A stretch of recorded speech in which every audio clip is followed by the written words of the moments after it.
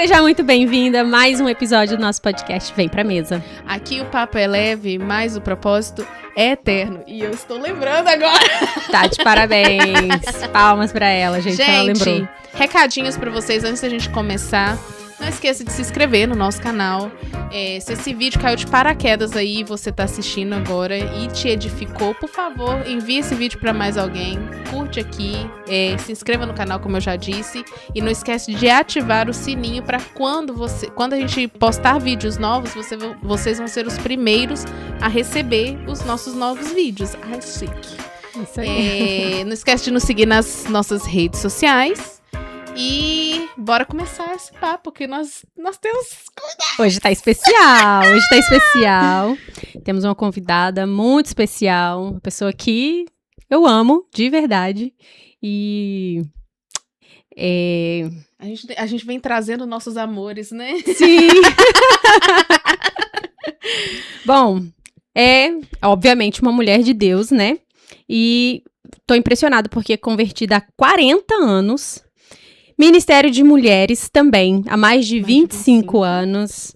Já foi líder de louvor por aí uns 17 anos. E, gente, surpreendente, já viajou 17 países de motorhome. Motorhome, não é pra qualquer um, mas isso aí é assunto pra outro episódio, gente. Verdade. Com certeza a gente vai chamar. Tem que trazer ela, né, de novo. Vamos. Parte 2 a gente vai fazer. Parte 3, parte 4, parte 5, quero tudo. E aí, quem é? Jane Ribeiro! Seja muito bem-vinda, Jane! Obrigada. Alegria estar aqui. Uma honra. Gente, que alegria. Eu tô tão feliz de conhecer a Jane pessoalmente. Você tá ganhando muito, Eu tá? tô ganhando muito, tá. né? Uhum. Ai, tô muito feliz, Jane, de você estar aqui.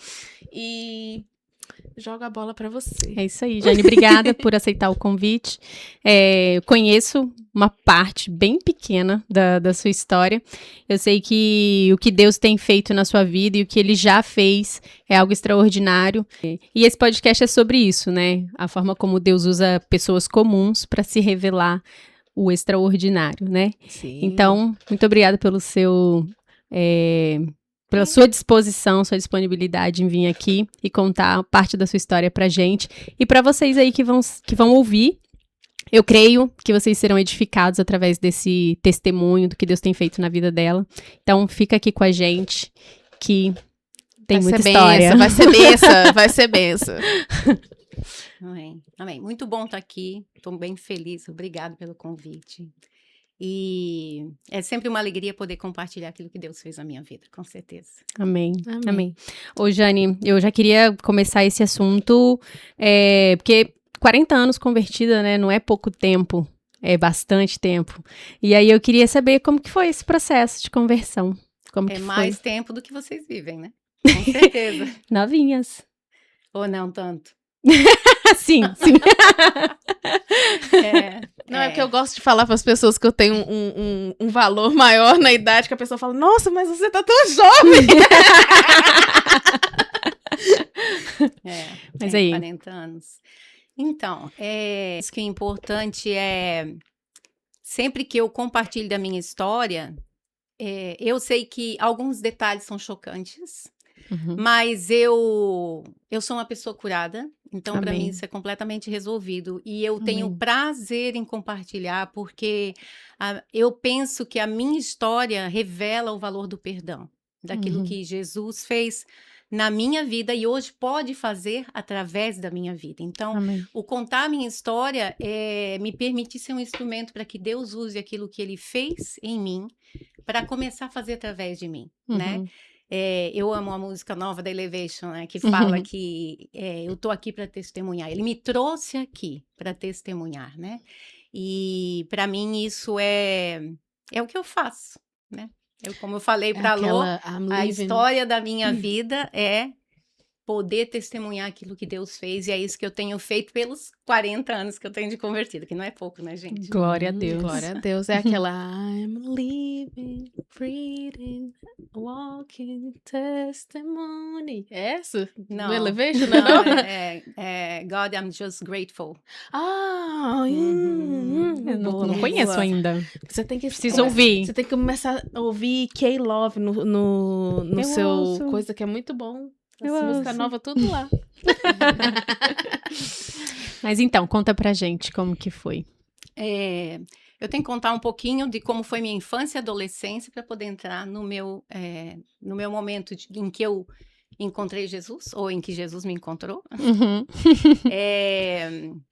Eu cresci num lar extremamente desestruturado e meu pai queria um menino, e quando ele chegou no hospital e viu que era uma menina, ele nem foi me ver, ele saiu e foi beber. E a partir daquele dia ele se tornou literalmente um alcoólatra. Então eu conheci meu pai já como um alcoólatra. E então a minha infância e adolescência foi extremamente difícil. E eu comecei a sofrer molestações, que eu lembro, eu tinha uns 5 anos de idade, por parte do meu pai. E isso acabou me gerando, ou fazendo com que eu acabasse crescendo e me tornando uma adolescente bem difícil. Adolescente quase não é fácil, né, gente? Mas eu me tornei uma adolescente bem difícil, extremamente rebelde. Com muita raiva, muito ódio, carregava dentro de mim muito ódio mesmo, né, por aquilo que eu vivia. A minha mãe, eu lembro que eu tentei, quando era bem nova, compartilhar ou falar para ela, né, que tinha acontecido uma situação, e por tudo que ela vivia, por meu pai ser alcoólatra, a questão do abuso, né, da violência, ela sofria a violência doméstica, então eu penso que para ela isso era uma carga, tipo, era algo que ela não queria conceber que ela pudesse estar vivendo. Mas isso acabou me trazendo também muitos traumas com relação à pessoa dela, né? Mas enfim, eu passei a infância e a adolescência, eu não tinha amigos, porque eu tinha muita vergonha daquilo que eu vivia em casa, então eu cresci sozinha, sem amigos, no isolamento, praticamente até os meus 15 anos, quando eu fui para o 2º grau, e uma amiga que quis ser minha amiga mesmo, eu não querendo ela como amiga, insistiu nessa amizade. Então, ela não aceitou a postura que eu tinha. Por quê? Porque por causa de todo o trauma que eu vivi, eu me tornei uma pessoa fechada, extremamente arrogante, porque eu não permitia ninguém se aproximar, né? E aqui a gente já pode considerar um ponto que eu acho que é muito importante a gente avaliar. Às vezes a gente conhece pessoas que têm posturas assim, posturas de soberba, de arrogância, de orgulho, e a gente muitas vezes, porque se tornam pessoas intragáveis, não se dá o trabalho de conhecer a pessoa que está por trás dessa máscara que a pessoa usa. E eu era essa. E uma pessoa decidiu insistir além dessa dor ou dessa postura que eu tomava, né? E um episódio que eu lembro que é importante eu citar por causa do meu momento de conversão foi quando eu tinha uns 13 anos de idade. O que aconteceu quando eu tinha 11 anos de idade? Eu dei um basta na questão do abuso. Como adolescente, eu não permitia mais que ele me tocasse. E depois disso, ele se tornou violento em outro aspecto, na questão das palavras e na agressão física mesmo. Então, muitas vezes ele me botava para fora de casa e me fazia ir comprar bebida, eu me recusava porque era revoltada, então eu não podia voltar para casa até que ele dormisse. Então, eu vivia esses episódios todos e à medida que a violência dele aumentava, o meu ódio aumentava também. Mas tem uma coisa bem interessante aí. Quando eu fiz 13 anos, mais ou menos, eu lembro de uma noite, um episódio, em que ele chegou em casa, como sempre, e pediu para minha mãe ir lá me chamar. Aí era a noite que ele ia me colocar na rua de novo, e eu vivia todo aquele processo. Mas naquela Peraí, noite... Ele te colocava pra fora? Sim. Assim, à noite? Assim? Ele, por exemplo, ele bebia, então ele não trabalhava, certo? Ele não trabalhava. Então ele ficava em casa durante o dia, de manhã, porque ele dormia até tarde, e ele acordava e dizia, Jane, vai lá e compra cachaça, porque meu pai só tomava cachaça. E eu dizia, não vou.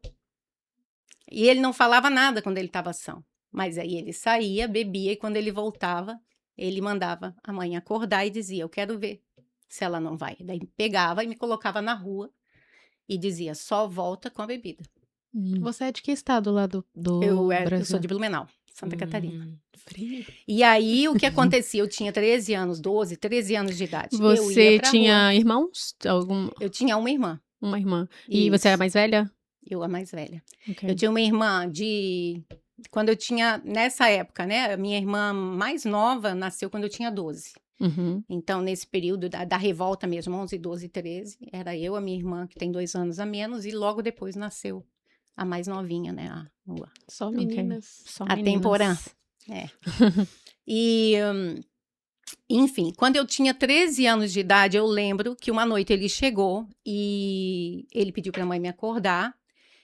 E aí, naquela noite, aconteceu um episódio que marcou a minha vida, mas marcou de uma forma extremamente negativa no momento. Foi muito difícil, mas que Deus usou tão lindo para reescrever a minha história. Por isso que eu faço questão de contar esse episódio, né?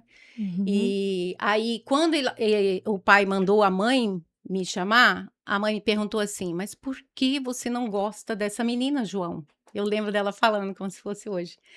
E ele falou assim, eu não gosto dela, porque ela não é minha filha. E aí minha mãe falou, bom, você pode falar isso das outras duas, mas não dela, ela é a tua cara. Uau. E aí ele falou, mas eu odeio ela. Uau. Ele falou isso, e eu ouvi. E é muito interessante, gente, porque lembra que eu falei que eu tinha ódio? Eu tinha ódio do meu pai. Eu tinha muito ódio dentro de mim. Mas ouvir o meu pai dizer que me odiava, a pergunta que eu fazia foi como se algo partisse dentro de mim. Uhum. E eu comecei a chorar, aquela noite eu chorei copiosamente, eu lembro disso. E foi muito bom, eu penso que foi Deus que não permitiu, né, que permitiu que ele distraísse e não me fizesse levantar e tudo, porque eu chorei até dormir. Mas eu lembro que antes de dormir, eu jurei que eu nunca mais ia derramar uma lágrima, que ele não ia me ver derramar uma lágrima. Eu tinha 13 anos de idade, gente, 13 anos. E eu cumpri essa promessa, muito bem, muito bem. Pelos 3 anos seguintes, por 3 anos. A violência aumentou, porque aí ele percebeu que nada do que ele fazia me fazia chorar, isso fazia ele aumentar, até o ponto dele chegar e dizer, do que você é feita? Porque eu não expressava nenhuma reação. E assim como eu era em casa, eu era fora. Então eu também não expressava nenhuma reação, por isso que eu não tinha amigos, né? Enfim, eu comecei a trabalhar de 15 para 16 anos, e essa minha amiga, né, a insistente, não desista dos seus amigos, gente. A insistente arrumou um trabalho na loja que ela trabalhava, eu comecei a trabalhar com ela, e ela, 1 ano, insistiu me convidando para ir numa reunião de jovens. 1 ano.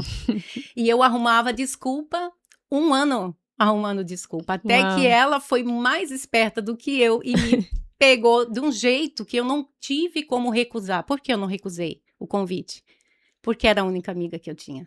Uhum. Eu não consegui dizer não.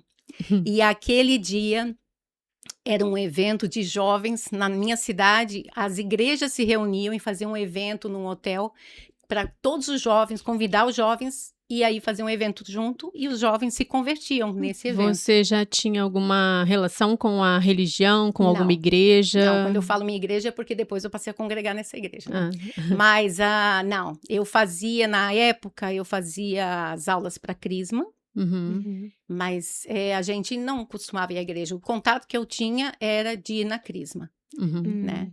E não tinha nenhum. E na minha cabeça eu não gostava de crente. Olha. São algumas coisas que não se explicam. Olha, não parece com alguém que eu conheço. A gente não explica, né? Eu sei que meu pai não gostava e eu não gostava. Olha só que interessante como a gente repete aquilo que a gente vê e vive e não sabe nem por que faz, né? É verdade. Mas enfim, eu fui. Eu disse que ia para ela e fui. E quando eu estava assim uns 300 metros do lugar, mais ou menos, do hotel, eu vi as pessoas lá em pezinha para fazer a recepção na entrada do hotel, eu comecei a chorar. É como se abrisse uma torneira. E eu não conseguia controlar, e eu ficava e as lágrimas correndo. E já tinha 3 anos que você não chorava. 3 anos. E você não entendia também por que você Não, tava e eu chorando? ficava pensando, o que tá acontecendo e tal. E eu não podia ir embora, porque já tava todo mundo me olhando para me receber. E para encurtar, né, eu entrei chorando, sentei, ouvi todo Não encurta não, não evento. encurta não, pode contar. Eu já entrei chorando, já me abraçaram, me levaram para sentar, todo o tempo da ministração, né, do louvor, da palavra, chorando. Eu fui para frente chorando, aceitei Jesus, quando Uau. perguntaram quem queria aceitar Jesus. Quando eu quando eu dei por mim, eu já estava lá na frente, chorando. E eu saí daquele lugar chorando. Gente, que coisa maravilhosa. Né? Entrei lindo, no né? ônibus para ir para casa e pela primeira vez em toda a minha existência, que não era grande, mas já era bem, bem vivida, pela primeira vez eu não estava preocupada se meu pai ia entrar no ônibus e fazer vexame, porque ele fazia isso, ele entrava bêbado no ônibus a hora que eu voltava do colégio, e aí ele me chamava de tudo dentro do ônibus na frente de todo mundo, então eu vivia me escondendo. Meu Deus. Rezando naquela época para ninguém, para ele não entrar ou para não me ver, né? Mas aquele dia eu não estava preocupada com isso. E nem como ia estar quando eu chegasse em casa, se ele ia estar esperando, o que ia acontecer, nada. Eu entrei no ônibus chorando e eu só repetia uma frase, eu dizia, Deus, se tu és real, se isso que aconteceu hoje é real, se tu existe, faz um milagre na minha vida. Porque eu odeio o meu pai. E eu não posso te servir com esse ódio dentro de mim. Nossa, que lindo. Uau. Gente, um detalhe importante. Ninguém sabia da minha história. E ninguém nunca tinha me dito nada a respeito disso. Isso já era o sinal da obra que o Espírito Santo tinha feito na minha vida. Porque eu fui até em casa repetindo isso. Eu lembro que eu não conseguia parar de chorar. Eu acho que eu chorei 3 horas seguidas, 1 hora para cada ano que eu não chorei. Eu não conseguia parar de chorar e eu fui repetindo isso até em casa. O ponto de ônibus ficava exatamente na frente do portão. Quando eu desci do ônibus, eu vi a casa toda apagada, só vi a luz da cozinha acesa, eu vi pela lateral que estava acesa, vi que o carro estava na garagem, abri a porta, um silêncio, entrei em casa. Caminhei até na cozinha, eu tenho isso muito gravado dentro de mim. Quando eu cheguei na cozinha, a minha mãe estava de pé, atrás da mesa, meu pai estava assim, debruçado em cima da mesa, chorando. E aí aquilo, eu pensei, meu Deus, morreu alguém? Porque eu nunca tinha visto meu pai chorar. E aí eu entrei e perguntei, o que aconteceu? E a minha mãe falou, não sei. Não sei o que aconteceu. Ele está aí desde que chegou nesse estado, chorando, dizendo que fez coisas horríveis com você. Ele estava bêbado ou são? Estava bêbado. Dizendo que fez coisas horríveis com você. E eu tô dizendo para ele tá louco. E ela dizia para mim, diz para mim, minha filha, que não foi com você que ele fez isso. Diz para mim, diz para ele que ele tá louco, ele tá maluco. E enquanto ela falava, eu tava parada assim, em pé, do lado dele. Ele se jogou no chão, de joelho, abraçou minhas pernas e começou a chorar e disse, perdoa, pai. Perdoa, minha filha, tudo que o pai fez contigo. Me perdoa. Me perdoa. Ele só repetia isso. E naquela hora, gente, eu fiquei como eu tô aqui, assim, sabe? Quando você não consegue processar, dentro de mim eu ficava pensando, meu Deus, é real, ele existe, né? E aí eu olhei para ele e eu disse, eu te perdoo, pai, tá bom, eu te perdoo. E quando eu falei isso, eu senti como se uma mão, né? Como se algo arrancasse de dentro de mim aquele ódio. Uau. Eu senti como se algo arrancasse de dentro de mim. E aí ele levantou e ele foi tomar banho. E eu não falei mais com a minha mãe, não falei nada com a minha mãe. Eu fui pro meu quarto, porque eu não conseguia processar o momento que eu estava vivendo. E eu lembro que eu sentei, eu dormia no beliche, na parte de baixo, minha irmã estava em cima dormindo, eu sentei na cama e eu só pensava... Deus é real. Ele existe. E eu ficava só repetindo isso. Eu quase não consegui dormir. Tamanho a alegria que me tomou naquela noite. E eu disse para Deus, eu vou te seguir. Eu vou te seguir. Foi ali que eu tomei a decisão. E foi a partir daquele dia que eu decidi procurar uma igreja que pregasse a palavra. E visitei algumas, acabei na igreja daquela que insistiu, da insistente, porque aconteceu um episódio muito legal lá, eu conto depois. Enfim, mas meu pai, nada mudou. No dia seguinte, ele continuava a mesma pessoa má que ele era. Mas dentro de mim... Nossa, eu tava esperando ela falar que o pai dela falou assim, tava andando bêbado na rua, uma pomba falou comigo. O Espírito Não, e aí já vem um dos segredos de você entender o poder do perdão. Ele continuou o mesmo. O mesmo. Nada mudou. Meu pai continuava o mesmo. Na verdade, ficou muito pior, porque eu tinha me convertido. Então, e ele não gostava de crente, né? Sim, ficou muito pior depois, a ponto de eu precisar sair de casa mais tarde. Precisar, tipo assim, se passar na frente de mim, eu passo com o carro em cima. Meu Deus. Então, realmente, eu paguei um alto preço pela decisão que eu tomei, mas eu digo, eu faria tudo de novo. Tudo de novo. Por quê? Porque o meu pai não mudou, mas dentro de mim, algo tinha mudado completamente.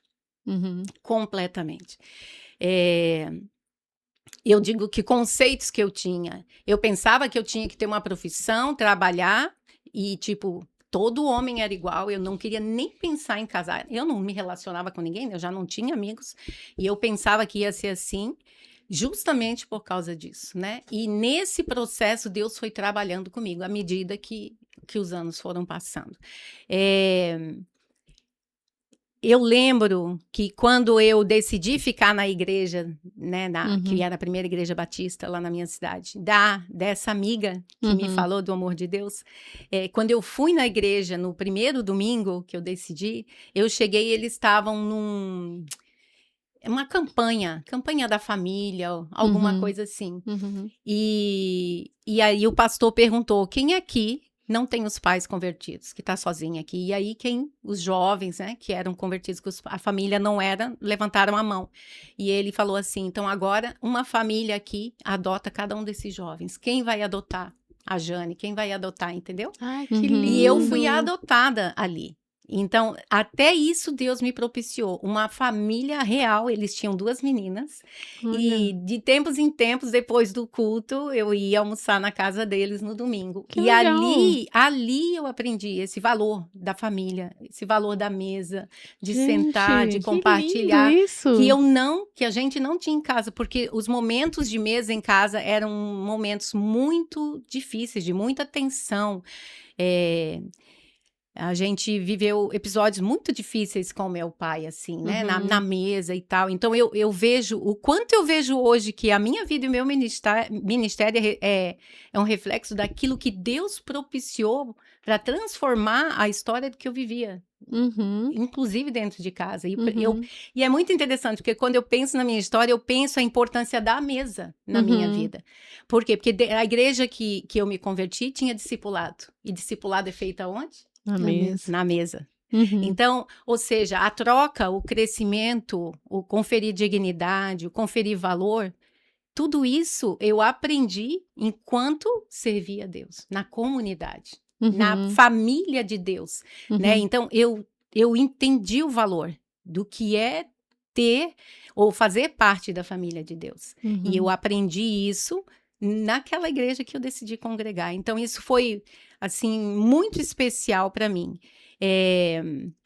Ô, Jane, Todo esse processo, né, com você e o seu pai terreno, como que isso refletiu na sua relação com Deus, né, depois que você se converteu, de você conseguir ver Deus como um pai mesmo? Porque a gente sabe que essas situações, elas afetam a nossa relação com Deus, na figura paterna, no sentido de não conseguir ver Deus como um pai, né, porque o nosso pai terreno não foi... O que ele deveria ser. Isso. E aí acaba isso distorcendo a figura paterna na nossa relação com Deus. Como que isso foi pra você? Você teve algum episódio assim ou Deus já moldou isso tudo? Naquele momento do perdão, você perdoou e ali zerou e Deus daqui pra frente vai ser o meu pai. Eu tive algumas dificuldades, tanto na questão do meu relacionamento com Deus, na necessidade de me fazer sentir amada, aceita, né? Mas também com as pessoas. Lembra que antes eu não me relacionava com ninguém. E quando eu comecei a me relacionar e tive que quebrar aquela barreira, né, do orgulho, da soberba e me permitir me relacionar, eu percebi ao longo do tempo que eu estava muito preocupado com o que os outros pensavam, que eu fazia muita coisa para agradar os outros. E da mesma forma eu agia com Deus, no sentido de tipo, fazer tudo certinho, ser aquela que faz tudo certinho, ser aquela que procura fazer para não desagradar. Eu não podia desagradar o pai, né? Então, o viver esse processo, eu diria que não demorou muito. Nessa transformação. Claro, né? A vida é um processo de transformação. Mas quando você tem um lugar que te permite crescer e entender o que está acontecendo dentro de você, isso te permite trabalhar de uma forma mais objetiva no que você precisa. E eu digo que isso é reflexo do discipulado. Quando você se permite ser discipulada, caminhar com pessoas que te ajudam a conhecer, né? E isso foi muito lindo, porque um detalhe importante que aconteceu que me ajudou nisso é que no dia seguinte daquele evento, não no dia seguinte, mas na segunda seguinte, porque o evento, se eu não me engano, era sexta ou sábado, quando eu fui para o trabalho, a mãe dessa minha amiga me procurou, ela era a mãe do pastor. E ela me procurou e disse, a partir de agora, um dia na semana, nós duas vamos sentar 1 hora no almoço e vamos fazer discipulado. Uau. E ela me ensinou a ler a Bíblia, a orar, ela tirava minhas dúvidas. E foi esse processo que me permitiu enxergar quem eu era mesmo. Né?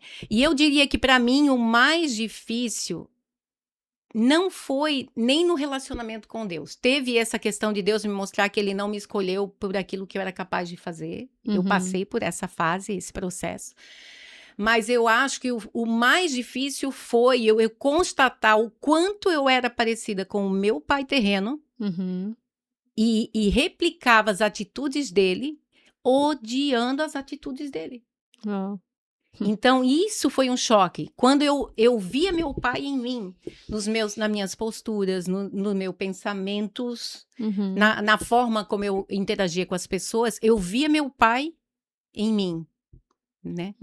E isso, quando eu constatei isso, quando o Espírito Santo começou a me mostrar, e isso me fez entrar num desespero de uma busca de dizer, Deus, eu quero ser parecida contigo. O que eu quero, eu lembro eu fazendo essa oração, chorando e dizendo, Deus, eu quero ser parecida contigo, eu quero ser parecida, você é o meu pai, você me adotou, você me amou, eu não quero ser parecida com o meu pai, porque eu sou meu pai, externamente, né? Mas eu não queria ser, né? E um exemplo, né? O que, Jane, de forma palpável? Por exemplo, meu pai, ele era uma pessoa extremamente ingrata. Ou seja, nada que você fazia. E, gente, por favor, vocês vão ver mais pra frente que tá tudo resolvido, tá? Com meu pai. Meu pai já faleceu, mas a gente, graças a Deus, conseguiu resolver. Meu pai se converteu. Ai, que Ai, que bênção. Ai, graças então, a Deus, eu tava nervosa aqui já. já contei o final, né? Mas vamos tornar menos pesado. Um spoiler. Um spoiler, Mas então tá tudo bem, tudo resolvido, né? Que exatamente parecida com meu pai. Meu pai era uma pessoa extremamente ingrata. Se você não ouvia dele obrigada, por exemplo, né? E era muito ruim, porque depois de um tempo a gente não dava presente para nada, porque se você desse um presente, ele ia achar algo ruim no presente, criticar o presente, dizer que era porcaria, dizer que não prestava. Então, à medida que passava o tempo, não se fazia nada no sentido de agradá-lo, por quê? Porque ele era ingrato. E isso era algo que eu condenava muito no meu pai. Mas eu condenava até o Espírito Santo mostrar o quanto eu era ingrata no meu coração. Eita. Eu não conseguia ter gratidão no meu coração. E o dia que eu enxerguei isso foi um dia muito difícil para mim. Olhar para dentro de mim e conseguir e ver que eu não conseguia ser grata. E aí eu olhei meu pai e minha mãe. Minha mãe, ao contrário do meu pai, uma mulher que, se tu desse um copo d'água, ela agradecia 10 vezes pelo copo d'água. A minha mãe. Então, a minha pergunta sempre era, por que eu tenho que ser tão parecida com ele? Você tocou na sua mãe agora. Como que a sua mãe ficou nessa situação toda? Porque o que me deu a entender é que ele contou pra ela, né? Que ele tinha feito coisas horríveis com você e ela queria acreditar que era mentira. Mas aí ela ouviu de você depois? Não. Não? Acabou ali naquele dia. Naquele dia. Por que, Jane? Por que você não falou com ela? Por quê? A minha mãe sofreu muito, muito, toda a vida dela. E eu não achei que eu tinha que trazer essa carga sobre ela. Eu não achei. Ela se converteu depois, minha mãe foi uma mulher transformada. Eu estava lá quando Jesus levou ela, eu sei que foi Jesus que buscou ela, porque eu sei como ela morreu. Foi maravilhoso, lindo. Mas você demais. nunca confirmou pra ela que foi? Nunca falei. Nunca falei. E as suas irmãs souberam naquela época? Sim. O que... A minha irmã a minha irmã do meio, sim. Porque eu tive que passar outro processo de perdão e eu achei por bem contar para ela e levar ela junto como testemunho quando eu fui conversar com meu pai. A minha irmã mais nova soube anos depois só, porque ela era pequena, né? Então, só anos depois. E foi mais no sentido de eu ter certeza que elas não passaram pelo que eu passei, né? E elas não passaram, graças a Deus. Foi só comigo. E então, eu penso que no meu relacionamento com Deus, essa questão de eu querer me tornar parecida com Ele, eu penso que me ajudou muito. Em administrar essa questão de eu entender que eu sou filha de Deus, né? E isso para mim, assim, foi precioso esse processo, assim. E eu lembro até hoje o dia que eu estava indo para o trabalho e passou uma senhorinha carregando um monte de sacola. E eu me ofereci para ajudar ela a carregar as sacolas. E aí eu fui um bom parte do caminho, conversando com ela e tal, até no meu trabalho, e ela seguiu adiante. Aí quando eu entreguei as sacolas para ela, ela olhou para mim e ela disse: "Ô, querida, muito obrigada. Você reflete Jesus." Eu sei que aquele momento eu não consegui nem entrar no trabalho, eu comecei a chorar e dizer: "Jesus, obrigada." Obrigada, porque a minha oração foi respondida, né? Então, esse foi um processo, assim, né? De querer ser mais parecida com Deus. Mas, não sei se eu respondi a tua pergunta com relação ao relacionamento com o pai, né? Com o pai.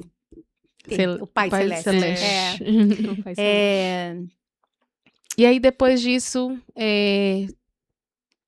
na verdade, eu queria pular um pouquinho, mas eu quero muito saber.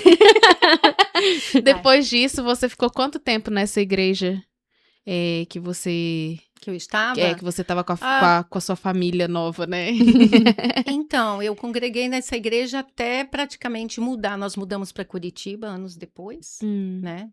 Na verdade, 1 ano antes da gente sair viajar. E até quando a gente mudou, a gente estava nessa igreja. Sempre na mesma igreja.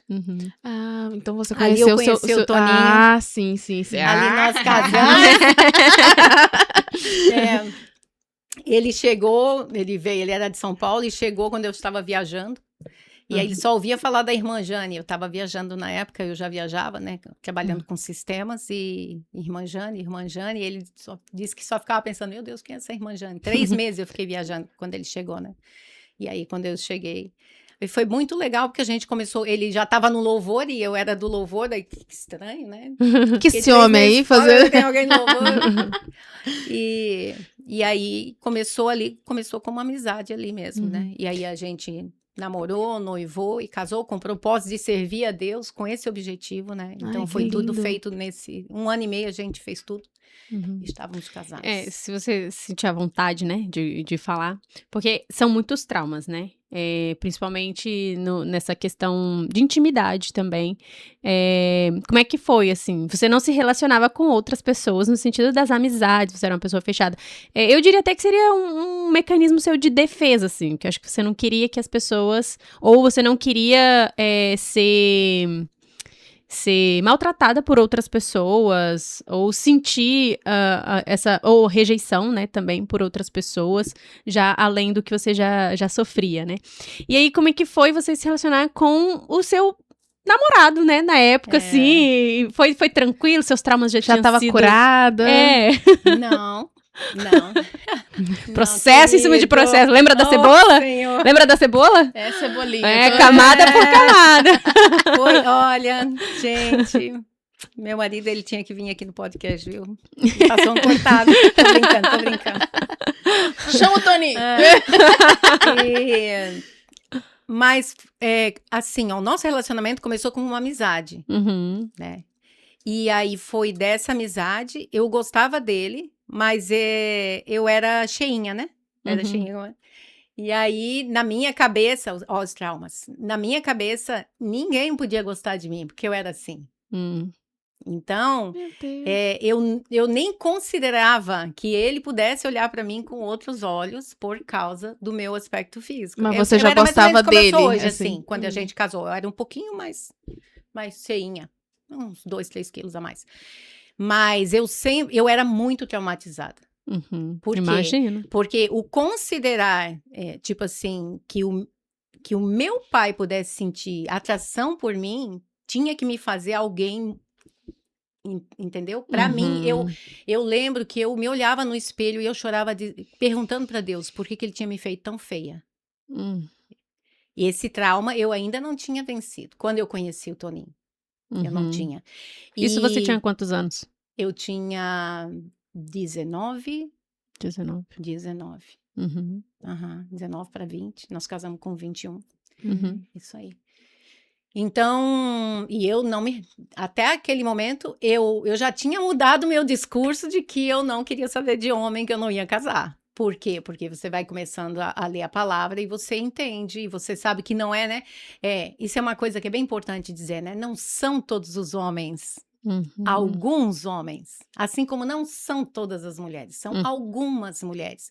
Então, a gente entender isso, ou seja, eu entender isso foi um processo, né? Mas à medida que eu fui entendendo isso, embora eu ainda não considerasse o namorar, o casar, eu não considerava porque eu achava que ninguém gostaria de mim.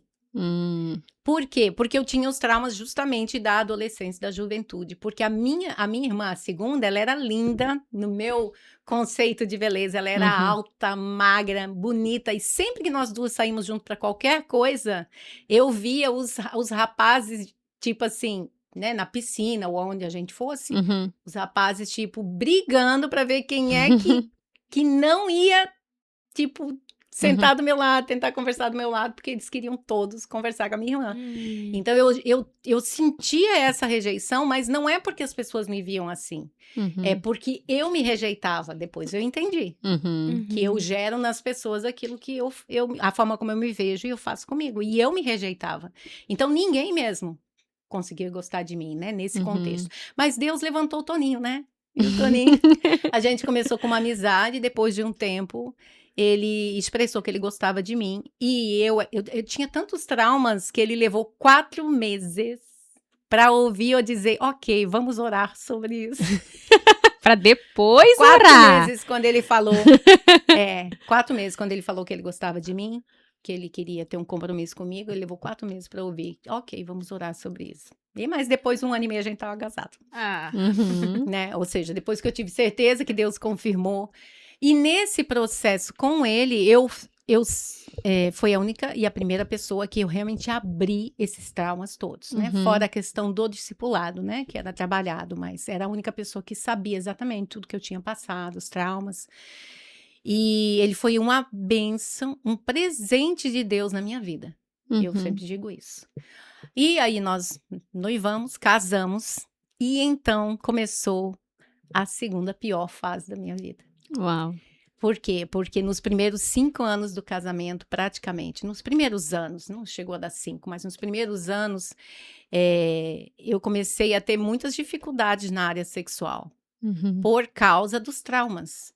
Não no nosso relacionamento em si, mas, por exemplo, se estava dormindo e ele me abraçasse, eu me transformava dormindo. Eu virava um bicho, eu unhava, eu chutava, Meu Deus. E ele tinha que me acordar sempre, dizer, sou eu, calma. E aí eu chorava muito e orava muito sobre isso. Eu queria vencer isso e orava. E pedia para Deus me ajudar, né? Nesse processo de vencer, eu queria ser curada. E eu sempre perguntava a Jesus, mas eu já perdoei, por que não é? Por que eu não sou curada, né? Completamente curada. Enfim, eu passei esse processo um bom tempo.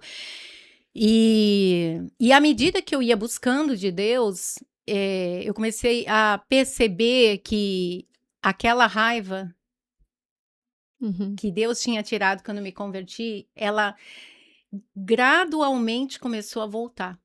Eu comecei a ter raiva do meu pai e comecei a culpar ele pelo meu insucesso nessa área do casamento. Então, eu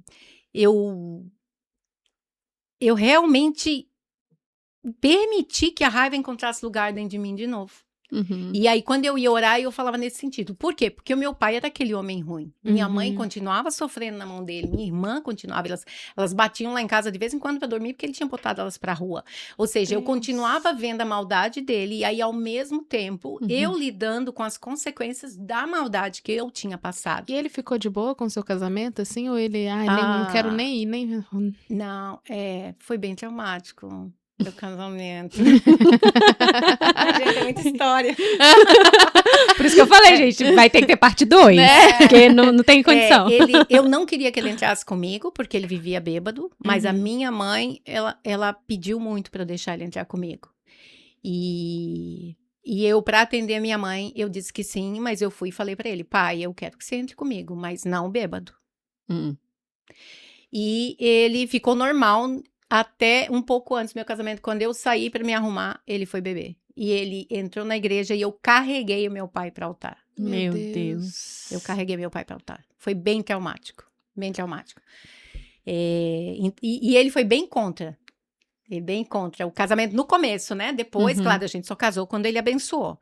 Mas no começo, o Toninho passou um cortado com ele. Um cortado. Saiu correndo de casa debaixo de facão. E ele, meu Deus! Tinha arrumado uma criança pra cuidar. Ele é alguns meses mais novo que eu, né? Mas eu parecia ser muito mais velha, né?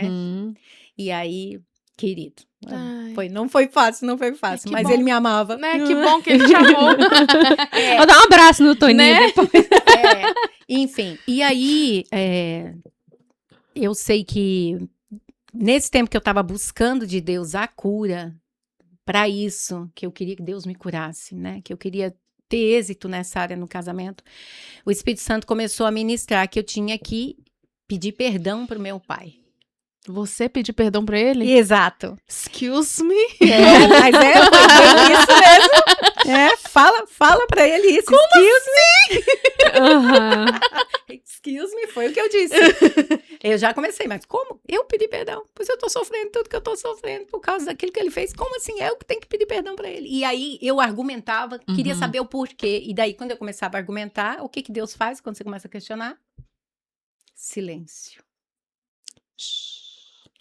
E aí, ok, daí eu ficava, né? Ficava naquele negócio de que não sobe do teto. Não passa, né? Mas você continua, porque você sabe que, né? Graças a Deus a gente é discipulado e aprende que Deus tem que ter relacionamento deixa eu botar com minha Deus. mão aqui e abafar. Mas né? Não é que Deus quando se ela recusa, se acalmar, né? eu falo com ela. Deixa ela se acalmar.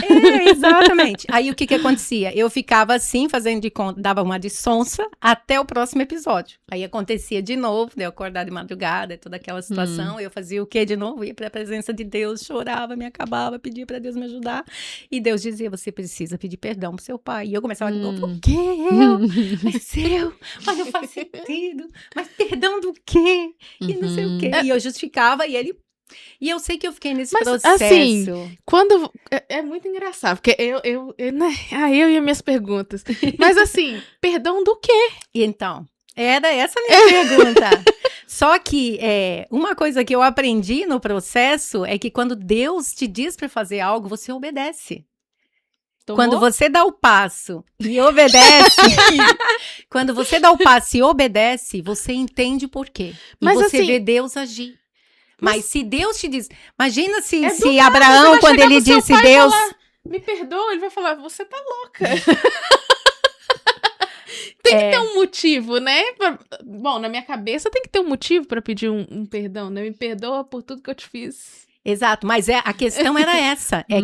Eu estava no lugar de vítima. Até aqui, ó. Até perdendo o relógio fora, gente. Meu Deus. Eu estava tão naquele lugar de vítima que eu não conseguia ver que havia pecado em mim, que eu tinha errado. Eu voltei para o lugar que Jesus já tinha me tirado. Só que eu só entendi isso quando eu obedeci. Entende? Porque eu não queria ver que eu tinha pecado contra meu pai. Na minha cabeça eu não tinha, era ele que tinha pecado contra mim, não eu contra ele. É que faz Você mais consegue sentido, entender? né? Só que eu questionava, eu falava com Deus e eu questionava. E quando Deus nos perdoa, ele nos perdoa de tudo que a gente fez. E a gente fica querendo justificativa para perdoar as pessoas ou para pedir perdão. E, ô, Jane, eu vou sair um pouco da... Não vou Depois sair, a mas é gente sobre o volta. perdão, né? Você falou aí sobre a questão de Deus nos perdoa e acabou.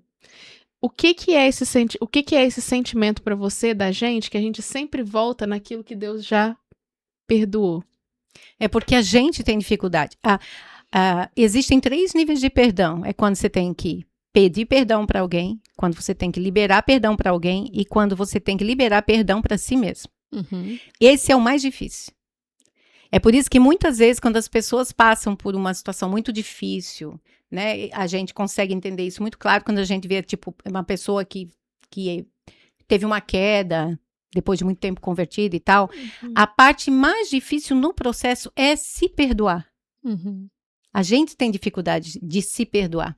E aí a gente se coloca acima de Deus. Porque se Deus liberou perdão, quem sou eu para me recusar a aceitar o perdão e a me perdoar? Forte, hein? Muito forte. Muito forte pra mim, porque às vezes eu fico lá, mas eu não mereço. Mas a gente não merece mesmo e nunca vai merecer. Só que se ele nos escolheu, quem sou eu para dizer não, mas o senhor se equivocou? Como assim me escolheu? Não, mas o senhor não pode me escolher, tem que estar errado. Nós tomamos essa postura. Então, é muitas vezes isso que acaba, a gente que quando trabalha com pessoas, e não que eu trabalhe, né? Mas eu trabalho, né, ministerialmente falando, com pessoas que têm problema com a depressão, por exemplo,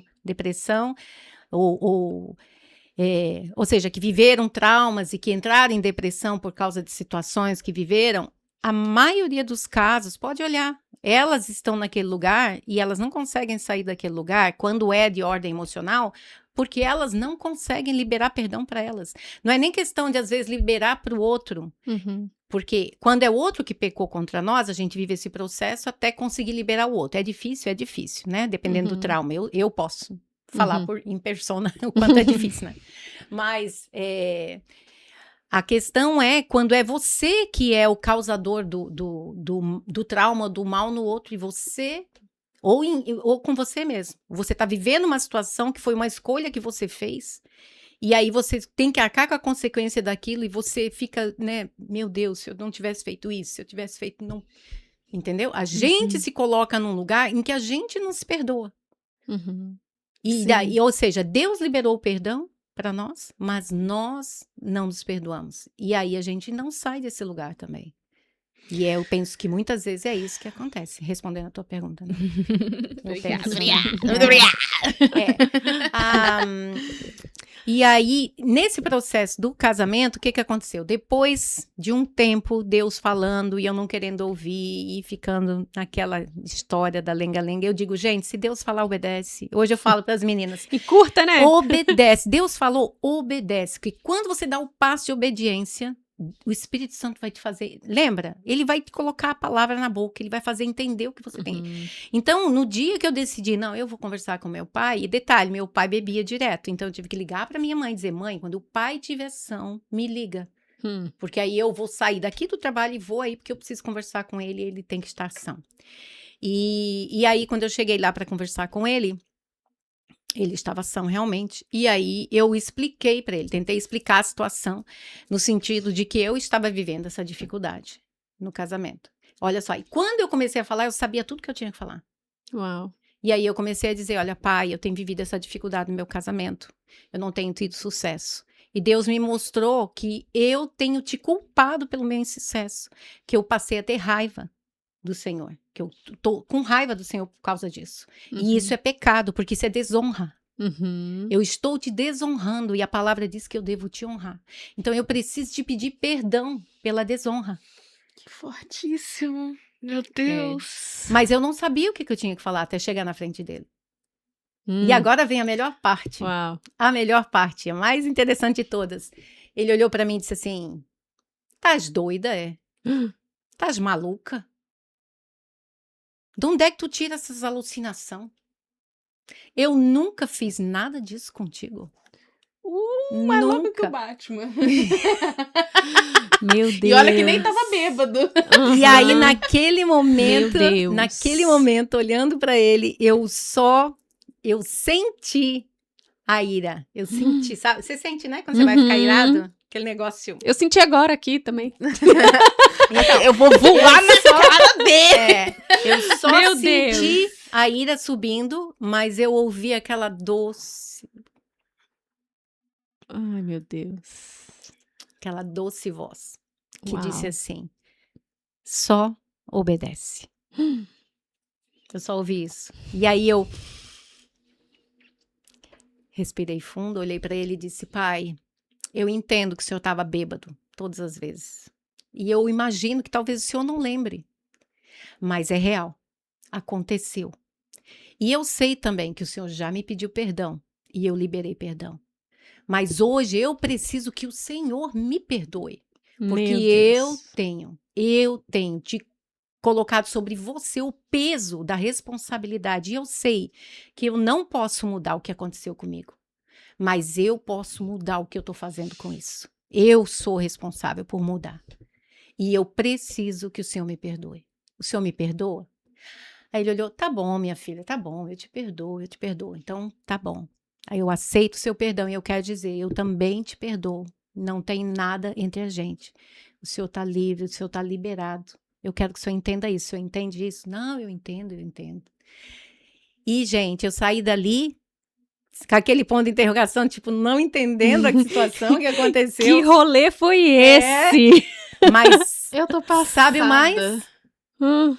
Nunca mais eu tive nenhum episódio daquele. Eu fui Uau. completamente Bênção, glória curada. a Deus. Uau. Glória nunca a Deus. mais, até hoje, nunca mais aconteceu.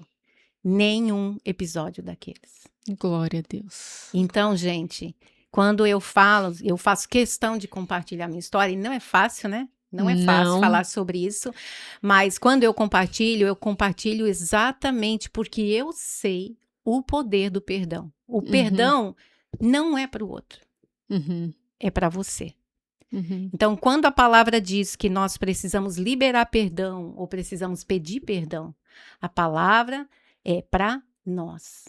É para nós. Honrar pai e mãe, sejam eles honrosos ou não, Uhum. é uma palavra para nós. Não tem um si ali. Tem honrar pai e mãe para que você possa ir bem na sua vida e você tenha êxito. Experiência do lar.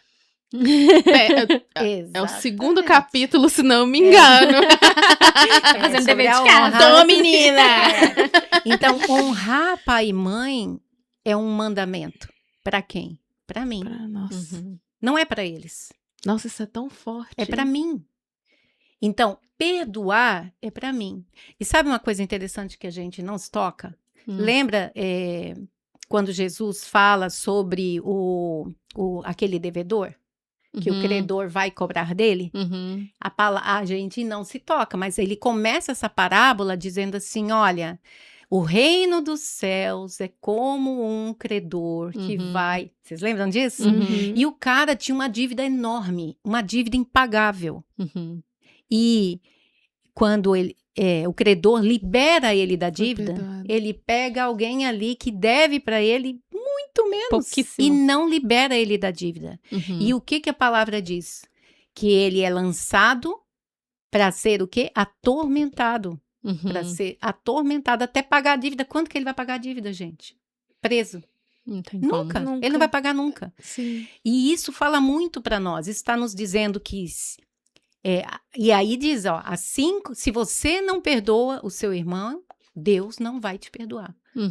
A gente não considera a severidade desse texto, mas está falando sobre o reino de Deus. Então, nós somos chamados a obedecer e perdoar. É a primeira coisa que nós recebemos quando começamos a fazer parte do reino. Por que nós entramos no reino de Deus? Porque Deus nos perdoa. Fomos perdoados. Sim, é verdade. Mesmo eu sendo má, mesmo eu achando que eu não mereço, não é? Mesmo eu me achando indigno, não importa. Ele me perdoou. Então, o perdão é o acesso. Sabe, esses dias, uma coisa interessante. Esses dias eu estava assistindo um culto lá, da igreja lá do Brasil.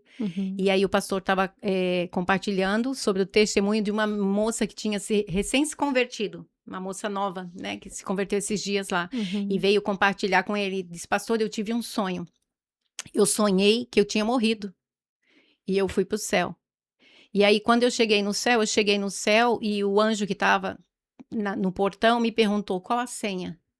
E ela, senha? Não sei, tem senha? Tem uma senha para entrar aqui. Sem senha, você não vai entrar. Ela assim, mas eu não sei a senha. Daí ele falou, então você não pode entrar. Daí ela ficou assim, meu Deus, mas tá tudo bem, mas e qual que é a senha? E o anjo falou para ela, o perdão é a senha. Eita. Então você volta e resolve o que você precisa resolver. Aí ela acordou. Meu Deus. Meu Deus. Ai, meu espírito de Aí Pedro ela foi aqui contar dando meu pastor. um Ela disse que piripaque. acordou e tipo assim, eu preciso perdoar, eu preciso perdoar. E é isso mesmo. O perdão é a senha. Se o que nos abriu porta para entrar no reino de Deus é o perdão, quem somos nós para pensar que existe qualquer situação que nos torne capazes ou autorizados a dizer que nós não perdoamos? Meu Jesus, ele é bem claro em dizer que ele faz todas as coisas cooperarem. Deus. As boas e as ruins. É tudo que coopera. Então, hoje eu vejo que aquilo que eu vivi me trouxe até onde eu tô. E tudo cooperou. Eu sou quem eu sou hoje por causa da minha história. Eu tenho um testemunho para contar por causa da minha história. E eu paguei o preço por amor a Jesus, eu paguei. Mas na minha casa, a minha irmã se converteu, a minha mãe se converteu, o meu pai se converteu. Na minha casa, eu vi cada um deles se convertendo. Uau. E meu pai passou um processo difícil, passou um processo muito difícil. Mas eu vi a transformação do meu pai. Quando a minha mãe morreu e nós tivemos que colocar ele numa casa de repouso, porque a gente não tinha, ele tinha a perna amputada, ele tinha um lado paralisado, ele era acamado, precisava de fisioterapia, um monte de coisa. E a gente encontrou um lugar incrível, que era coordenado por cristãos, um lugar maravilhoso. Maravilhoso. E Deus preparou, eu digo que Deus preparou para ele. A gente colocou ele nessa casa. E quando nós colocamos ele ali, nas primeiras vezes, a mulher me chamava e dizia assim, Jane, não dá. O teu pai, ninguém suporta ele. Ele é ingrato. Ele não aceita nada. Você vai ter que arrumar outro lugar para ele. Conversa com ele. Se ele não mudar, ele vai ter que arrumar outro lugar. E eu conversei com ele algumas vezes com relação a isso. Gente, eu acho tão lindo como ela conta. E assim, ela ainda cuidou dele no final. Ai, eu acho lindo. Honra. Uma honra E aí tão a gente linda. vê que de fato houve, né, tanto o perdão dela pro pai dela, o Uhum. perdão dela pra ela mesma e de fato um relacionamento com Deus verdadeiro e genuíno, né? Porque eu vejo muitas pessoas assim, eu já ouvi pessoas com histórias semelhantes, né, que tomaram raiva de Deus mesmo, assim, que não queriam.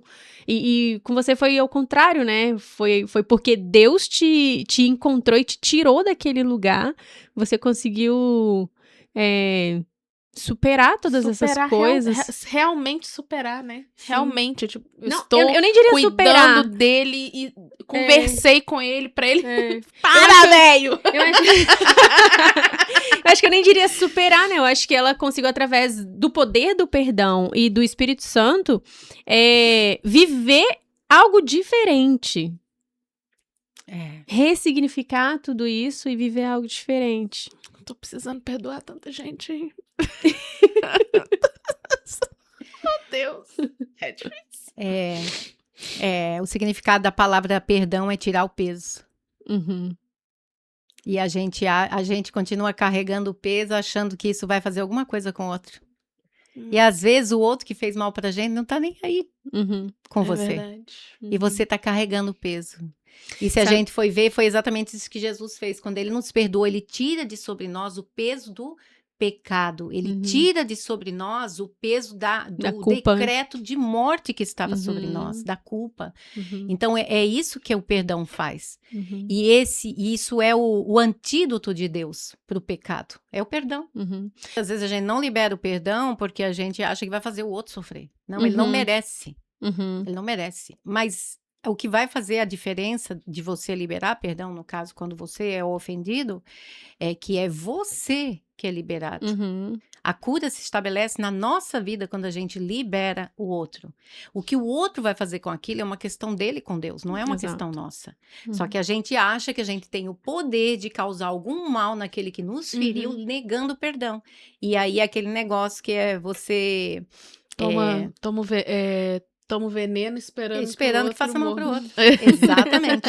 A falta de perdão é esse veneno. Por quê? Porque a linguagem do reino é esse. E a gente tem que refletir a glória de Deus, o amor de Deus. É isso que a gente reflete. Então, se a gente entende assim, fica muito claro entender porque que a palavra diz que Jesus nos ensinou a orar assim, me ensina a perdoar os meus, os meus devedores, não, como é que é? Perdoa os meus pecados, assim como nós perdoamos, né? Ou seja, é uma condição, é uma condição, eu preciso entender isso, né, de que, e não é porque, agora Deus não vai liberar, porque quando a gente aceita Jesus e pede perdão, Deus perdoa, mas perdoa o quê? Ele perdoa os meus pecados, aquilo que me afastava dele. Agora, se eu não abrir mão e não ser que nem o credor, que tinha um credor menor, e não liberar ele, é verdade. eu tô tomando para mim de novo esse peso. Não é Deus que está colocando sobre mim. É eu que estou dizendo que o outro não merece o perdão. Eu mereci um perdão grande, mas o outro não merece o perdão pequeno. Né? E a mesma coisa quando eu causei o mal. Eu tenho que me dispor aí e pedir perdão. Eu preciso ter essa postura, porque essa é a postura do reino. A gente não tem que ser perfeito, mas a gente tem que ser íntegro. Então, se eu falei mal de você, eu tenho que ter peito para ir para você e dizer que eu falei mal de você. Ai, não, mas isso é difícil. Difícil. Difícil. Teve coragem de falar mal de mim, agora vem até a mim e me pede perdão. Exatamente. Por quê, gente? Porque se a gente age assim, primeiro que Deus é glorificado, porque a gente faz o conserto. Talvez ela nunca mais me olhe na cara, mas é uma questão dela. Eu preciso fazer o conserto. Certo? Porque muitas das vezes a gente também tem medo que a pessoa nunca mais vai olhar pra mim. Bicho, olha o que você falou dela também, né? É o Espírito Santo que vai direto em você, no seu ouvido, e fala, mas olha o que você falou dela. E quando a gente age assim, a gente abre portas para Deus agir. A gente abre portas para Deus operar. E eu já vivi isso várias vezes. Por isso que eu digo que eu amo esse assunto. Por quê? Porque eu sou a pessoa que tipo, se eu mentir para você, eu vou chegar e vou dizer, me perdoa, mentir para você. E eu luto muito, até hoje eu luto quando isso acontece, porque isso também acontece até hoje, tá, gente? Talvez não aconteça como acontecia lá quando no começo, mas até hoje eu continuo pisando na bola. E quando eu faço questão de ir, de chamar a pessoa e de confessar o meu pecado. E eu luto o que a pessoa vai pensar de mim. E se ela não guardar e ela espalhar, e aí o Espírito Santo diz, devia ter pensado nisso antes. Né? Ainda toma uma ainda. Né? Tipo, você tá preocupado com o que eu tô pensando de você ou com o que o outro tá pensando de você? Nossa, isso é muito real. Né? Muito real. Então, o que é mais importante pra você? Saber que você confessou o seu pecado ou saber que a pessoa não vai mais querer olhar pra você?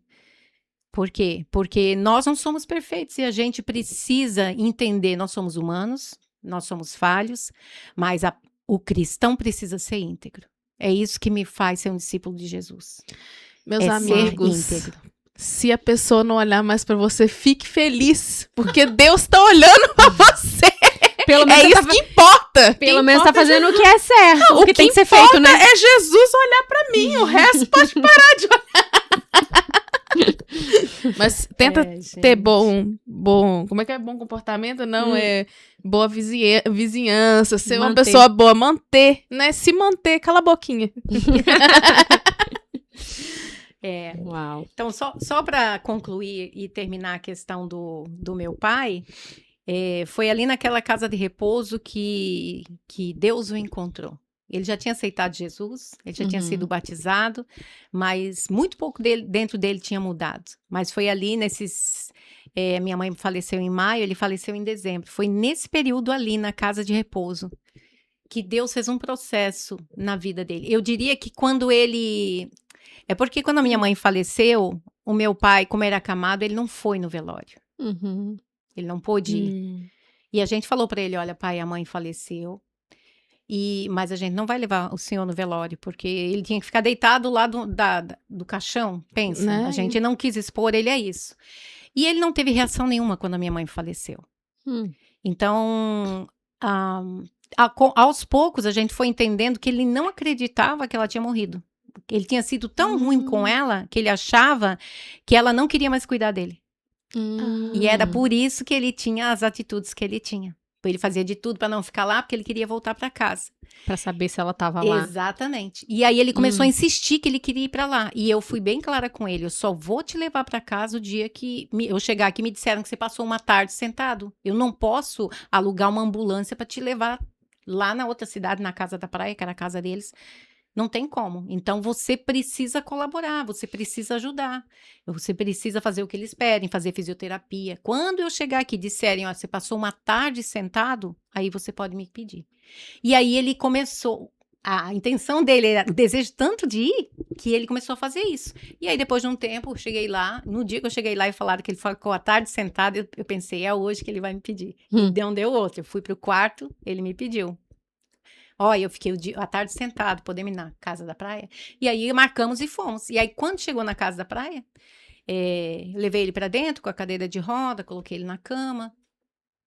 E aí ele sentou na cama, daí eu perguntei, e aí, gostou, né? Você tá feliz de estar aqui? Convidamos o pessoal aqui para vir tomar café com você? Não, tô feliz e tal. Aí ele falou assim, ok, minha filha, agora vai lá e chama a tua mãe. Ele tinha esperança ainda de que ia encontrar com E aí... Comecei com raiva do senhor, agora eu tô com dó. E aí eu olhei pra ele e eu falei, pai, você realmente não acreditou que a mãe tinha morrido, né? Aí ele olhou pra mim, ficou sério olhando pra mim, eu olhei pra ele e disse, pai, a mãe faleceu. A mãe faleceu. E aí aí ele sentiu, o semblante dele caiu. E ele começou a chorar. Meu Deus. E aí eu falei pra ele, ok, eu vou te dar tempo pra chorar, mas é só um pouquinho, senão eu não te trago mais aqui. Chora, passa o teu tempo, aí saí, pedi pra minha irmã ficar com ele, foi muito difícil pra mim, enfim. Ele voltou e logo depois, 2 meses depois, quase 3, ele morreu. Mas esses meses foram os meses que ele foi transformado. Várias pessoas ficavam no quarto com ele e morreram. Ele falou de Jesus para todas elas. Que meu Deus. As pessoas na casa de repouso amavam o meu pai, diziam que ele era alegria naquele lugar, choraram quando eu levei ele para o hospital, que ele não voltou mais, que ele faleceu. Meu pai faleceu, convertido. E a última conversa que eu tive com ele na ambulância, quando estava levando ele falou para mim, falou de mim, perguntou como é que eu estava, eu falei que eu estava bem, tivemos uma conversa muito, muito gostosa, muito preciosa, perguntou da minha irmã, eu falei, e perguntou da mais nova, disse, ai, me preocupo com ela, eu digo, fica tranquila, ela tá, né, fazendo o caminho dela, vai estar tudo certo e tal. Aí ele olhou para mim e disse, a única coisa que eu queria que Deus me mostrasse é que a tua mãe tá bem. É a única coisa.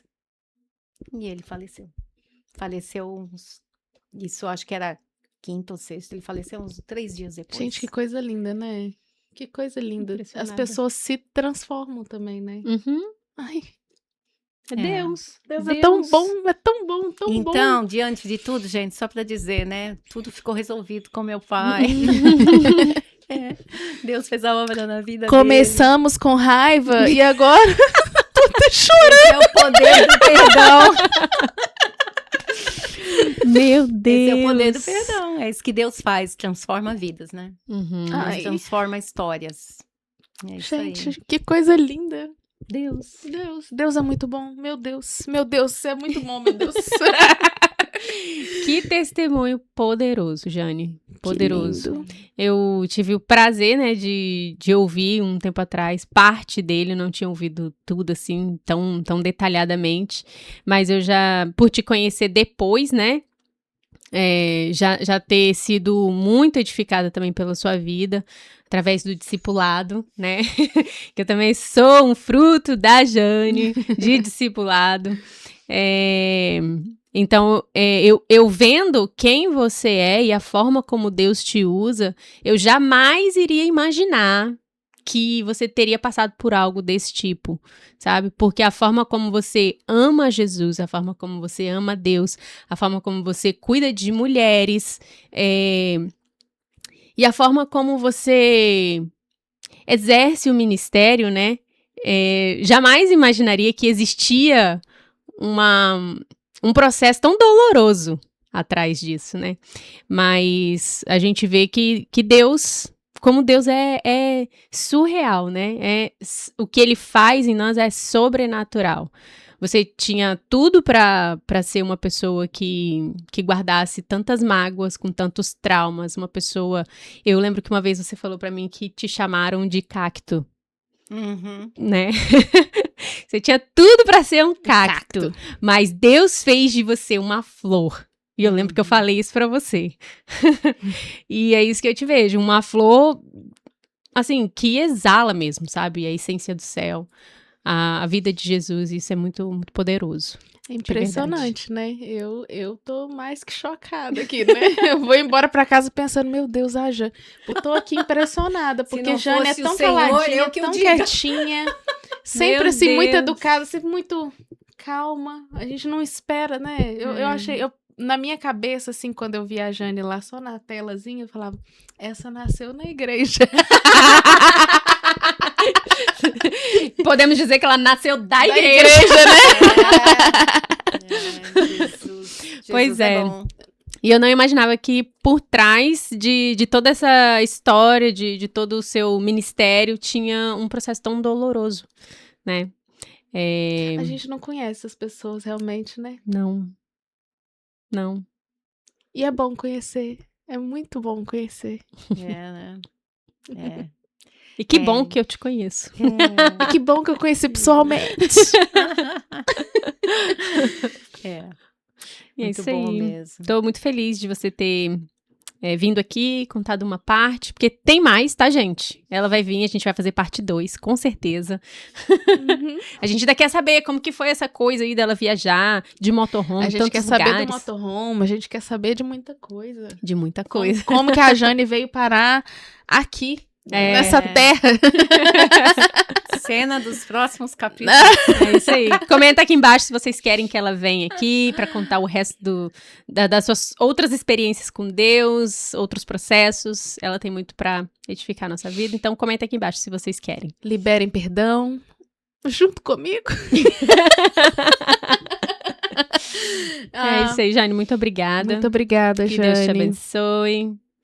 E acho que é isso, né? É isso. E se você chegou até o fim, por favor, comente. O perdão libera. Eu tô nessas Liberta, agora, né? não O liberta. perdão liberta. Liberta. Desculpa, também não sei falar. E não deixa seu comentário aqui embaixo. A gente vai deixar as redes da Jane também. Uhum. Nos siga no nosso Instagram. Eu tô tão séria, né? É que você ainda tá tá processando. Nos siga no nosso Instagram. Como que é? Vem pra mesa, pode? Eu ia falar, né? Vem pra mesa, pode. E nos vemos na próxima semana. É isso aí. É isso aí. Jane, por favor, dê as suas Considerações finais. Perfeito. Pra nós. Pra nós e pro nosso 7.000 pessoas. Então, pessoal, é uma alegria estar aqui com vocês. Depois eu falo com elas, mas eu queria deixar uma palavra com você. Quando nós obedecemos, nós experimentamos o sobrenatural de Deus na nossa vida. Então, quando for difícil, lembre, você já tentou fazer do seu jeito. E dói viver do jeito que você vive. Então, você pode escolher sofrer essa dor por tempo indeterminado ou sofrer por obedecer por um tempo limitado. Experimente o poder do perdão e libere. Peça perdão, faça concertos, porque isso vai abrir as portas do céu, as janelas do céu sobre a sua vida. E viva aquilo que Deus tem para você. Seja livre, porque Ele morreu para te fazer livre. Amém. Então, seja livre de fato e de verdade. Aproveite aquilo que Deus tem para você e seja abençoado. Amém. Amém. Amém. E vocês também, obrigada pelo convite.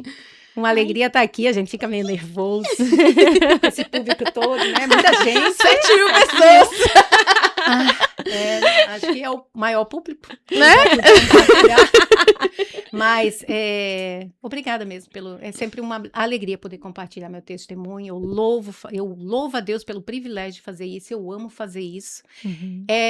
Eu vivo, né, muitas coisas de novo, né? Mas que bom saber que hoje a alegria, né? É o choro de saber o que Deus fez na minha vida. Não é mais o choro da dor, do trauma, das marcas, né? Mas ver.